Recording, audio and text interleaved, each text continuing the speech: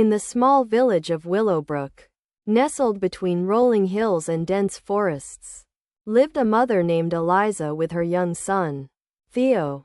They were a quiet family, finding comfort in the rhythm of their daily life.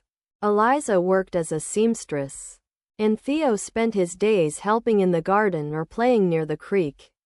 They had a bond forged by love, laughter, and the unspoken understanding that no matter what life threw their way, they would face it together.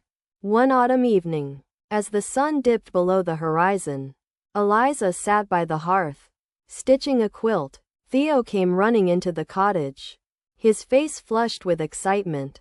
"Mom, Mom," he gasped, breathless. "The leaves are falling faster now. And I found the biggest one yet. Can we press it? Can we keep it forever?" Eliza smiled, setting aside her work. "Of course, Theo. You always find the most beautiful things." Together, they pressed the leaf in between the pages of an old book.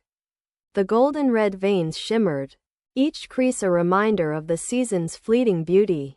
As winter's chill began to settle over Willowbrook, the days grew shorter, and the air crisp. One evening, a knock on the door startled them. When Eliza opened it, a man stood there, his face shadowed by the weight of something unspoken. "Eliza, I'm afraid I have bad news," he said gently. "The doctor. He says your husband, Harold, he's not expected to make it much longer." Eliza's heart sank, the room spinning as the words settled into her chest like a heavy stone. She felt the ground beneath her tremble. Harold, her beloved, had been ill for months. But the news still came like a thief in the night.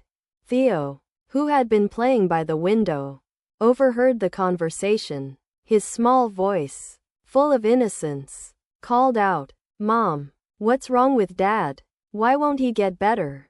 Eliza's eyes welled with tears as she knelt beside him. "Theo, darling, Daddy is very sick, but we are going to be okay.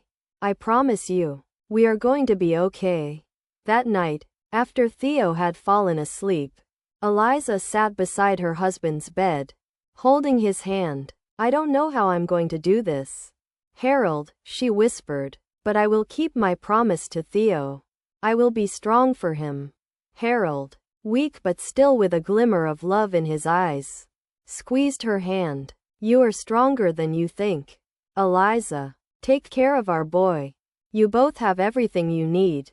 The days grew colder, and one early morning, Harold passed away, leaving behind only memories and love that could never be extinguished. Eliza kept her promise to her son. Though her heart ached with every step, she helped him with his schoolwork, walked him to the creek, and reminded him that their family would endure, no matter what. As years passed, Theo grew into a young man, and though the pain of losing his father never fully faded, he always remembered his mother's strength.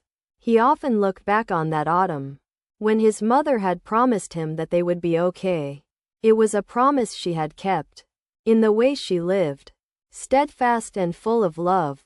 On the anniversary of Harold's passing, Theo placed a single leaf, pressed between the pages of the old book, on his father's grave. It was the same one he had found that autumn long ago.